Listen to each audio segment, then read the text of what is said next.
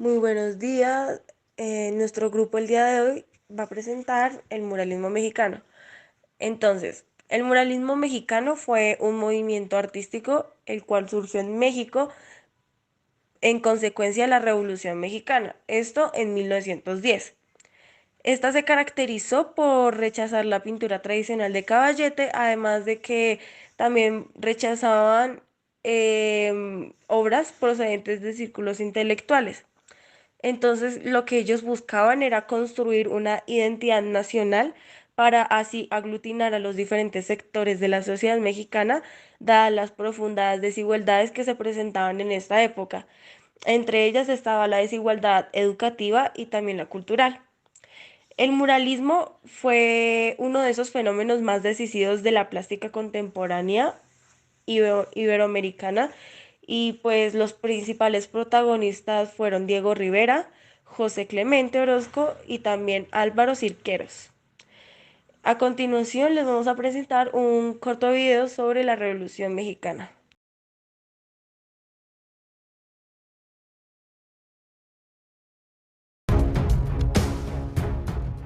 La Revolución Mexicana fue un conflicto armado que dio inicio en México el 20 de noviembre de 1910, un hecho histórico que permitió grandes cambios en la conformación de México como el país que conocemos ahora.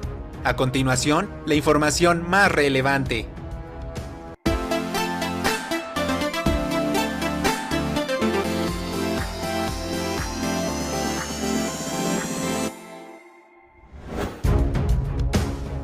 Para poder entender qué fue la Revolución Mexicana, debo explicarte primero qué es revolución. Este término proviene del latín revolutio, que significa una vuelta, y aplicado al contexto de un país, es un cambio social en la estructura y organización de un sistema político. Este cambio es organizado, masivo, radical y generalmente conlleva conflictos violentos. Ahora sí, los antecedentes de la Revolución Mexicana se remontan a un momento histórico conocido como el Porfiriato, el cual fue una dictadura ejercida por el entonces presidente de México, Porfirio Díaz, periodo que abarcó de 1876 hasta 1911, es decir, 35 años. Cabe destacar que durante este tiempo, México tuvo un considerable crecimiento económico y cierta estabilidad política. Sin embargo, estos beneficios también perjudicaban a las clases más pobres del país, situación que originó una alta oposición a la presidencia de Porfirio Díaz.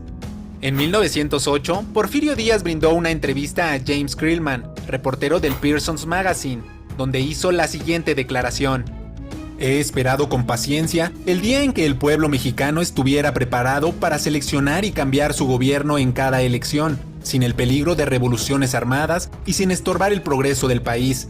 Creo que ese día ha llegado". A partir de esta declaración surge un personaje de suma importancia. Se trata de Francisco Ignacio Madero, quien realizó diversas giras en el país con la intención de crear un partido político y competir contra Díaz. No obstante, Porfirio Díaz se retracta, lanza una nueva candidatura y Madero es arrestado. Durante la estancia de Madero en la cárcel se llevaron a cabo las elecciones, y así es como Díaz ganó nuevamente. Posteriormente, Madero logró escapar de la cárcel, huyendo hacia los Estados Unidos, y desde San Antonio, Texas, creó el Plan de San Luis, el cual tiene como fecha el 5 de octubre de 1910, para evitar problemas con Estados Unidos, bajo el famoso lema de sufragio efectivo, no reelección. Así es como poco a poco las copias del documento fueron llegando a la Ciudad de México, y el 18 de noviembre fue descubierta una conspiración contra Porfirio Díaz en la ciudad de Puebla, dirigida por Aquiles Cerdán, quien fue asesinado por la policía en conjunto con su familia. Este plan hacía un llamado al pueblo mexicano para levantarse en armas el 20 de noviembre de 1910 y con ello terminar con la dictadura de Porfirio Díaz. El objetivo era imponer condiciones de elecciones libres y democráticas, además de regresar a los campesinos las tierras que anteriormente les habían sido arrebatadas por hacendados y latifundistas. Rápidamente, el movimiento fue tomando importancia y comenzaron a surgir levantamientos en contra de Porfirio Díaz, los cuales rindieron frutos. Fue así que a las 11 de la mañana del 25 de mayo de 1911, frente a la Cámara de Diputados y en medio de una manifestación de más de 1000 personas, que Porfirio Díaz, a sus 80 años de edad, renunció a la presidencia de México, sentenciando con ello el fin del porfiriato. Posterior a su renuncia, José de la Cruz Porfirio Díaz Mori, su nombre completo, fue exiliado del país, siendo en París, Francia, donde viviría sus últimos años, falleciendo el 2 de julio de 1915, a los 84 años. Ya sin Porfirio en el poder, en 1911 se realizaron nuevas elecciones en México, siendo Francisco I. Madero el ganador. A partir de este momento, el escenario político de México tuvo grandes altibajos, generándose varios movimientos contrarrevolucionarios y desacuerdos con diversos personajes de suma importancia durante el resto del movimiento, entre los que destacan Pascual Orozco, Emiliano Zapata, de quien ya hablamos en otro video y que puedes ver posteriormente, la aparición de Victoriano Huerta y el golpe de estado que lleva por nombre la Decena Trágica, la cual pone fin al gobierno y vida de Francisco I. Madero, la de su hermano Gustavo y la del vicepresidente Pino Suárez. Una vez que Huerta asumió el poder, personajes como Francisco Villa y Venustiano Carranza, que también eran líderes revolucionarios, mostraron su desacuerdo y tras un año de lucha, Huerta renunció a la presidencia. Posterior a este hecho y mediante el Plan de Guadalupe, se designa a Venustiano Carranza como el primer jefe del Ejército Constitucional y se haría cargo interinamente del poder. Más tarde, en la Convención de Aguascalientes, Eulalio Gutiérrez fue elegido como presidente del país en 1914. Como podemos ver, la inestabilidad política en México continuó varios años más. De hecho, muchos historiadores se debaten sobre cuándo terminó la revolución. Algunos dicen que en 1917, tras la proclamación de la Constitución mexicana. Otros indican que en 1924 con la presidencia de Plutarco Elías Calles, o bien que incluso se extendió hasta 1940. De lo único que estamos seguros es que la conmemoración de esta etapa histórica para México se seguirá realizando cada 20 de noviembre, como resultado del Plan de San Luis, con la invitación de Francisco I. Madero que le hizo al pueblo mexicano para levantarse en armas en contra de la dictadura de Porfirio Díaz. Y eso es algo que ahora ya conoces. Muchas gracias por ver este video, dale like si te gustó. Síguenos en nuestras redes sociales de Eurekapedia.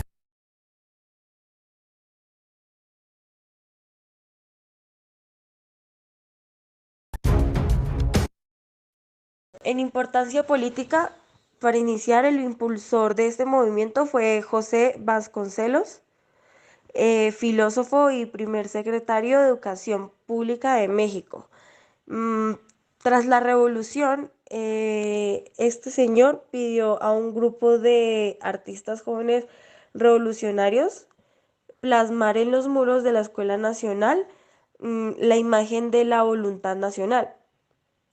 Entonces estos artistas tenían total libertad para elegir los temas y buscaban mostrarle un mundo nuevo sobre las ruinas, también temas como la enfermedad y también crisis política que surgió tras la revolución. Estos también eran influidos por el rico pasado precolombino y colonial, además de que los muralistas desarrollaron como un arte monumental y público de inspiración tradicional y popular.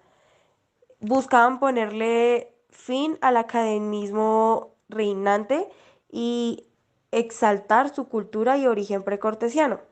Ya por último, el muralismo se desarrolló e integró fundamentalmente en los edificios públicos y en la arquitectura virreinal. Y posterior a esto, los muralistas se convirtieron en cronistas de la historia mexicana y el sentimiento nacionalista desde la antigüedad hasta la actualidad. Durante el muralismo mexicano se pueden observar en las obras que se utilizaron diversas técnicas, pero existen dos que resaltaron sobre las demás. Estas fueron el fresco y la encáustica. El fresco se puede resumir a la aplicación de pigmentos sobre una superficie de cal húmeda.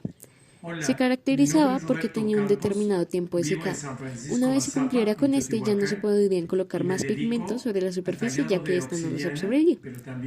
Por otro lado, la segunda técnica era la encáustica. En esta se mezclaban pigmentos con cera y luego se aplicaban usando espátulas calientes y pinceles de cera. La característica de esta técnica es que daba un muy buen brillo y tenía mayor durabilidad que el fresco. Para poder explicar de manera visual Cada una de las técnicas anexamos un video correspondiente.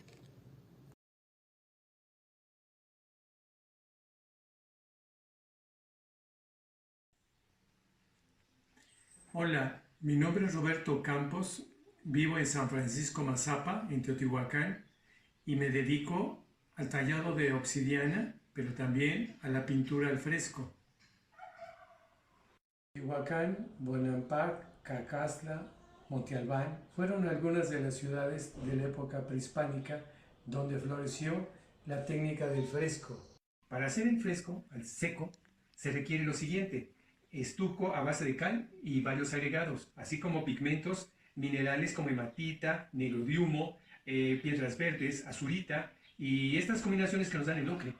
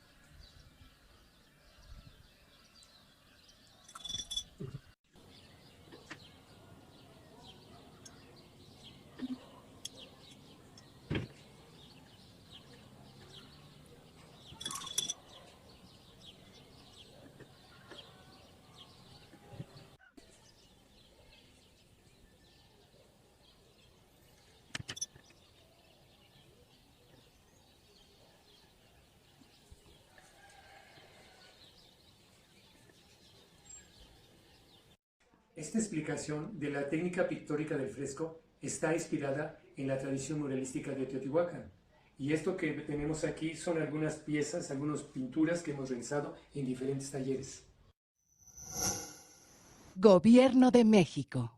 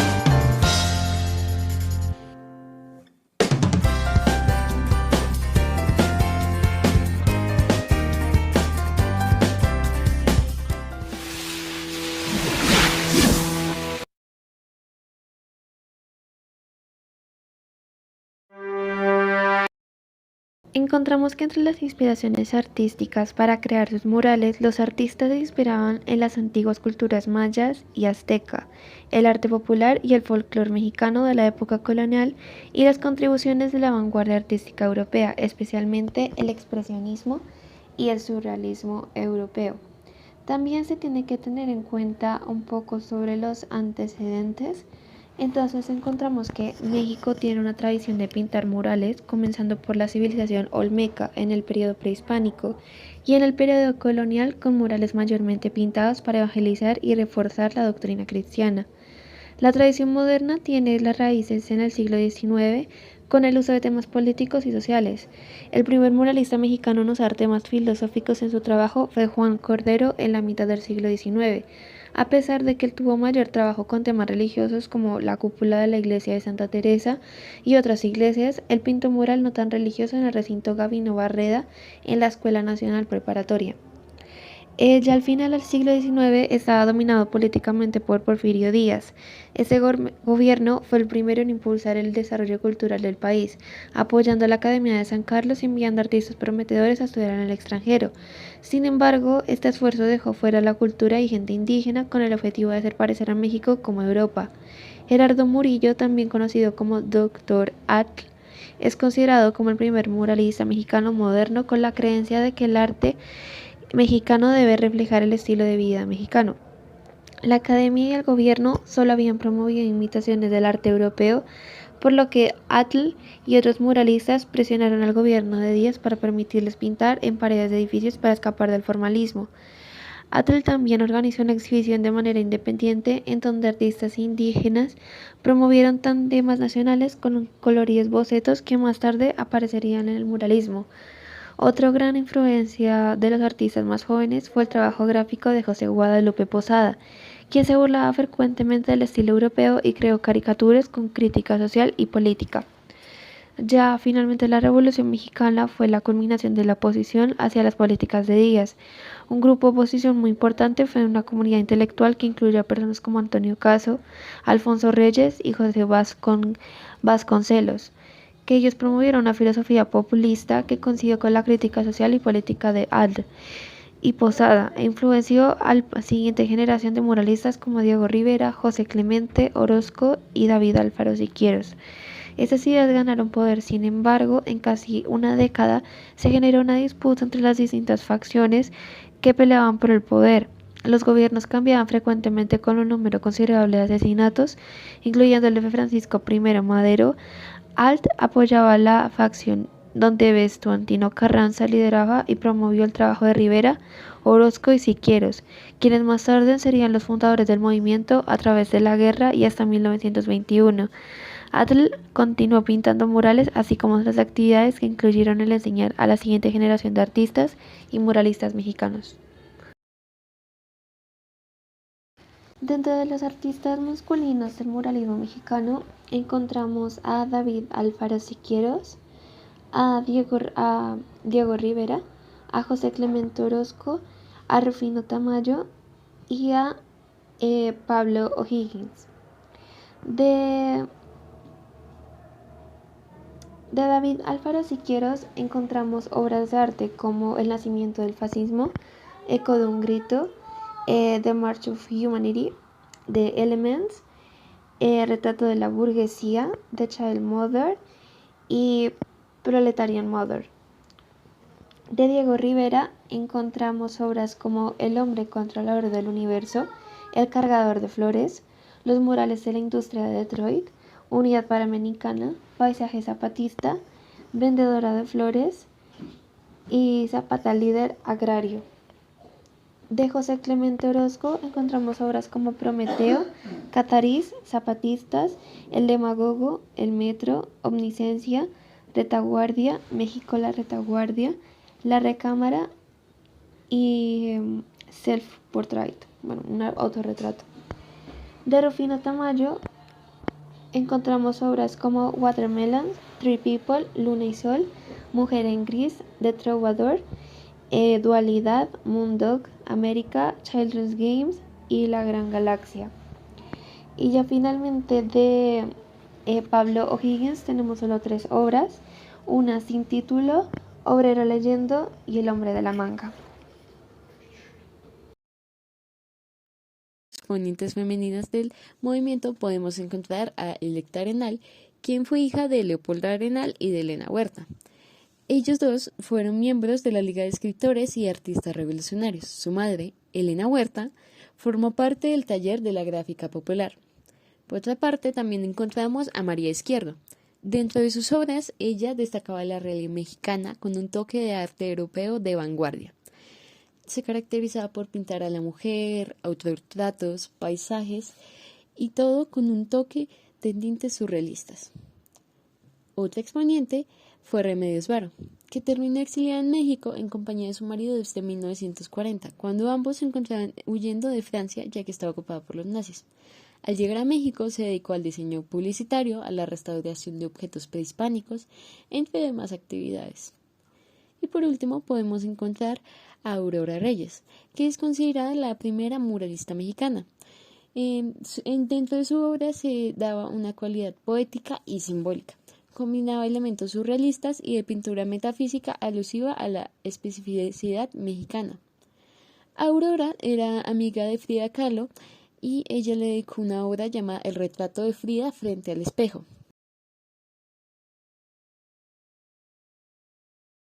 Bueno, ahora vamos a hablar de 4 obras que consideramos muy importantes pues, para el muralismo mexicano. El primero es El hombre controlador del universo y pues este es un mural hecho por Diego Rivera en el año 1934 y está expuesto en el Palacio de Bellas Artes en la Ciudad de México. Este mural, como podemos ver, es muy simétrico, ya que tiene las mismas cosas, tanto del lado izquierdo como del derecho, así como lo son las lupas, aunque sean un poquito diferentes la una de la otra.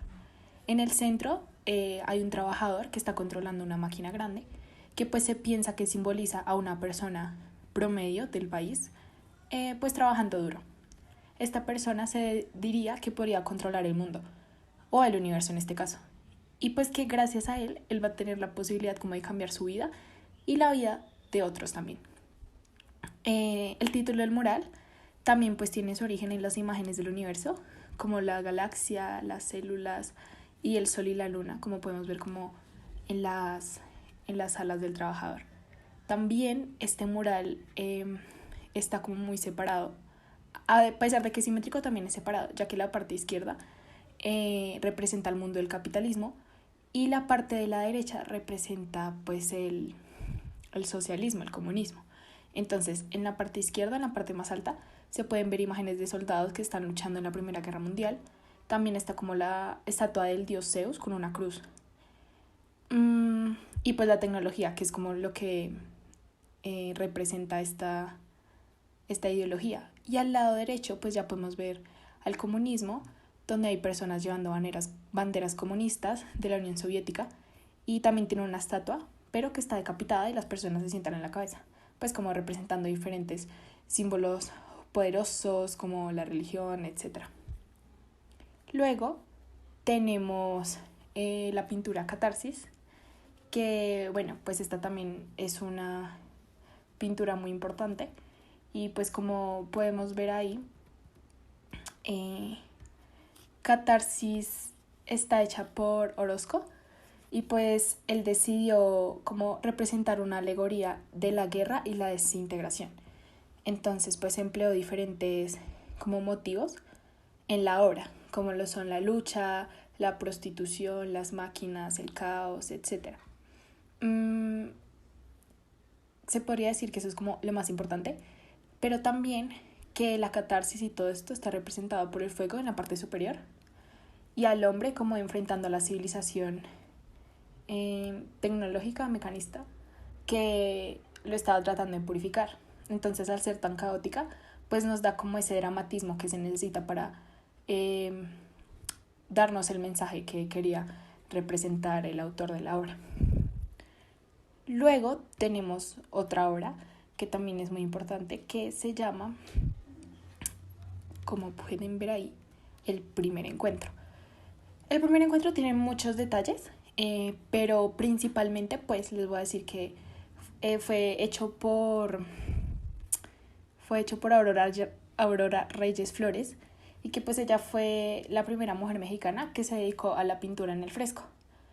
Y bueno, durante su vida hizo grandes 7 murales. Este es el número 6 y lo terminó en 1978 en la casa de Hernán Cortés en Coyoacán. Y pues es una de sus obras más reconocidas y se llamó El primer encuentro. Pues esta fue pintada cuando ella ya tenía 69 años. Y en general representa el momento histórico cuando se fusionaron dos culturas, los cuales eran los Cortés y los Moctezuma, que pues eran como nativos mexicanos. Entonces ahí pueden ver como la unión, pero al mismo tiempo como la rivalidad en el que se tenían que enfrentar a sus diferentes costumbres, etc. Bueno, y la última pintura que tenemos es la Nueva Democracia, que también es una pintura muy importante y esta está dividida en 3 partes, pero nos vamos a centrar en la Nueva Democracia. Bueno, acá se puede observar una mujer encadenada que tiene pues el torso desnudo y los brazos a los lados. La modelo del mural fue Angélica Arenal. Y nada, Raquel Tucallas interpretó esta escena como la liberación de la opresión. Señaló también que la flor amarilla que porta la mujer simboliza el arte y la ciencia, mientras que la antorcha representa el nacimiento de un nuevo indigenismo.